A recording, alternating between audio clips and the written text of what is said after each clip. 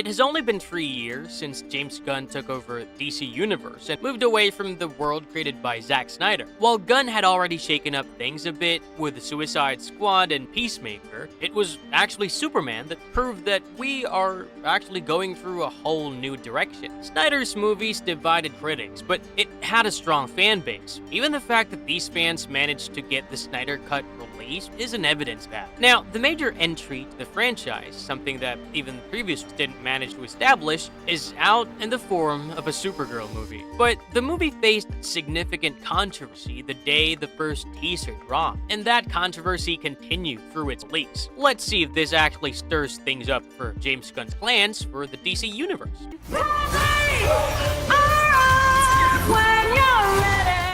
James Gunn's arrival. To understand why the Supergirl backlash is a big deal for the DCU at the moment, we have to go back to the beginning. James Gunn had proven himself with the Guardians of the Galaxy movies, indicating that he can make something big out of the unconventional. Warner Brothers saw that opportunity and brought him in to helm 2021's The Suicide Squad. While most of the other entries in the so-called DC Extended Universe had a darker setting, Gunn managed to change the tone and bring in some much-needed humor. And yeah, that was it. With the final few entries in the DCEU being complete flops, Warner Brothers Discovery CEO David Zaslav dissolved the DC films, and Gunn and Peter Safran were given their roles of co-CEOs of DC Studios. This takeover of the reins occurred in 2022, and the duo made major decisions right away, with Henry Cavill removed from the center of the new DC universe as he would not continue as Superman. Gunn announced that he will write and direct the new Superman film in the franchise. There was some backlash to this development, considering it had only been a few months since Cavill had made an appearance as Superman in Black Adam. Yeah,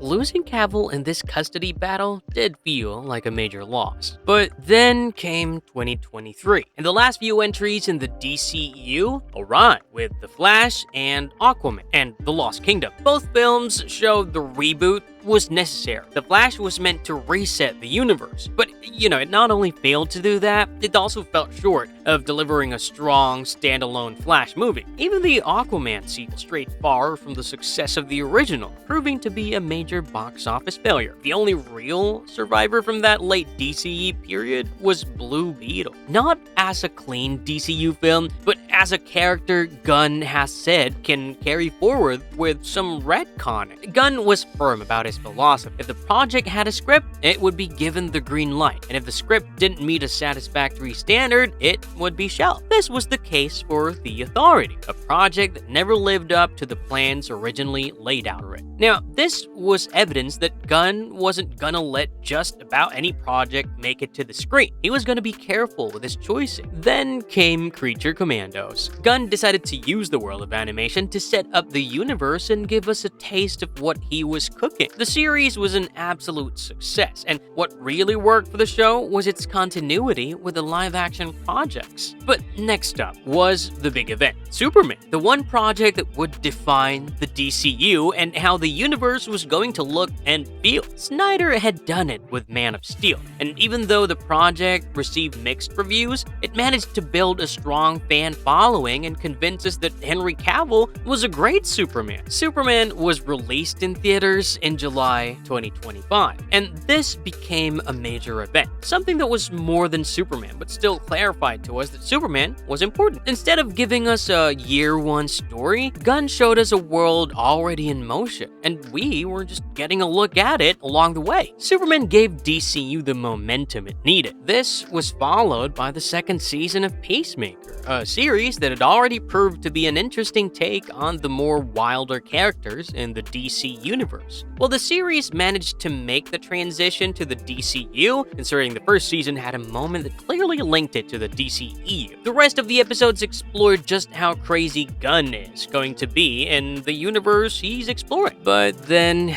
came the finale of the series, the more underwhelming entry in the entire series, something that was promised to deliver a lot more than fans had expected. Instead, it put Peacemaker on the planet Salvation and established the checkmate, a cliffhanger that felt avoidable. What does that mean for the DCU? Well, in Gunn's own words, this is about the wider DCU and other stories in which this will play out right now. So that doesn't mean that there won't be, never say never, but right now, no. This is about the future of the DCU, and Peacemaker is an important character. Those are the two things that were always part of this season: checkmate and especially salvation. That was always pretty instrumental in the overarching story that I'm telling in the DCU. Lanterns is very connected to all that. It may not seem like it at first, but it's all very connected. Though we are excited about the future, it almost felt as though using Peacemaker to set up the DCU slowed the momentum the DCU had just picked up. Gunn made it clear that the events of the finale will set up what happens in the upcoming Superman sequel, Man of Tomorrow. But that's gonna take a significant time to resolve the cliffhanger that we had just been left with.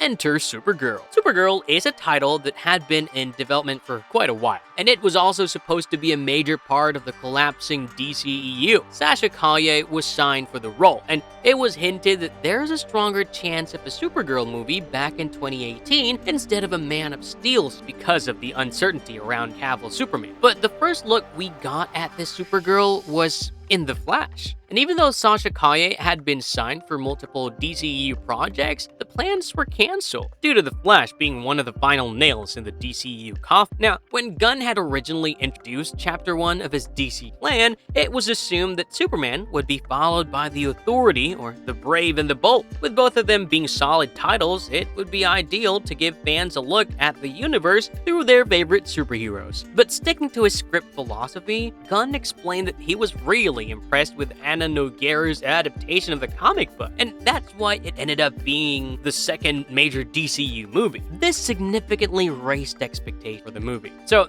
by 2025, expectations had risen, with fans of the Tom King graphic novel already bracing for the treatment they were going to get. But at the same time, the movie was supposed to prove that DCU wasn't going to hinge on Superman, and Gunn's roadmap was going to sustain the momentum. Further hype was generated by Gunn, who indicated that the movie would also set up what to expect from her in the DCU's future. And, in his own words, he said, "I've liked a lot of the iteration of Supergirl. I think Helen Slater was great. All of them really have been great versions. But I do think that this Supergirl is apart because she's not so much like Superman. She's very, very different from her cousin, which puts them at odds, which is a big part of this movie. And then an even bigger part of Man of Tomorrow, which we're filming right now. So a post-credits scene was something of an expectation now in terms of a taste of what was coming next. Then came the first reactions from the test screenings. There was a lot of praise for Millie Alcock, whom he had already managed to get a glance off in Superman's ending. But there was a lot of criticism of the action sequence. The villain, Krem, did not live up to the graphic novel standards. Finally, the movie arrived in cinemas, and everything mentioned in the test screening reactions, well, it remained. Even though the praise remained, somehow there was more praise for Jason Momoa's Lobo, who wasn't even in the original comic book storyline, than for the other parts of the movie. There was criticism of the film's uneven pacing and complete tonal inconsistency. And for a movie dealing with a major cosmic revenge-driven storyline,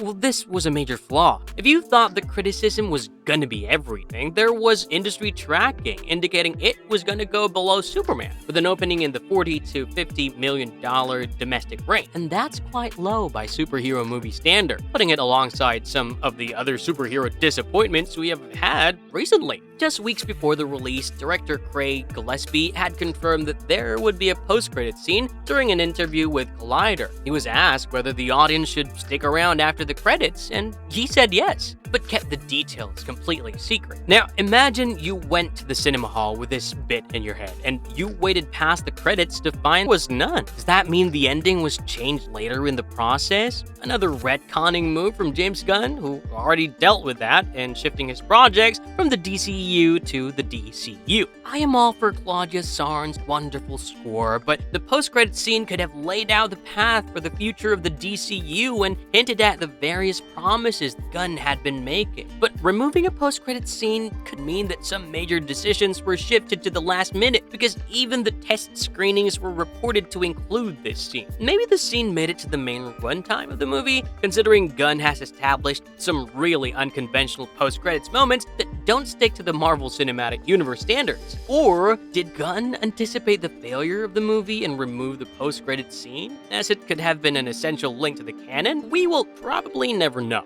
Now, what does this all mean? The DCU is in trouble. Why? Now that Supergirl had failed to deliver on the expectations, everything that follows faces scrutiny, from the Lantern series to the Man of Tomorrow. One of the early statements that Gunn had made was that DCU was intended to be one long story rather than isolated stories. But for that to work, the audience has to be invested between releases. If one movie succeeds and the other hardly manages to live up to the expectations, then the connective tissue of the universe will become harder to sustain. We still have projects in development. Lantern set up to come out later this year, along with Clayface, and then we have the likes of Man of Tomorrow and The Brave and the Bold. It seems though that the so-called shared universe needs the shared aspect, with other creators being allowed to chime in and tell their stories. We already have my go-to horror guy, Mike Flanagan, teaming up with James Watkins for the Clayface, and I can't wait to see what that ends up being.